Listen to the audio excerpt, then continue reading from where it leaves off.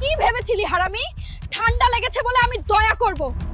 আজ তোকে ভেঙে না ফেললে শান্তি পাবো না। সখিনা রে, চাইলে আমাকে আর মার, কিন্তু এই ঠান্ডায় গোসল করতে বলিস না।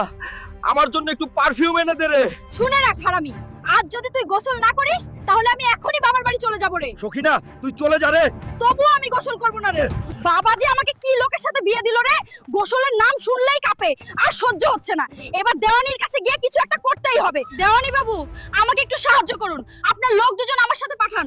আমার হালকে জোর করে গোসল করাতে হবে, ওর গা থেকে খুব দুর্গন্ধ বের হচ্ছে। গোসল করাতে লোক লাগবে না রে, আমার কাছে একটা বুদ্ধি আছে, মন দিয়ে শোন। দেওয়ানি বাবু, আপনাকে লাখ লাখ ধন্যবাদ রে। হাল্ক ভাই, তাড়াতাড়ি চল, তোর সখিনা গ্রামের পুকুরে পড়ে গেছে রে। তুই এসব কি বলছিস রে?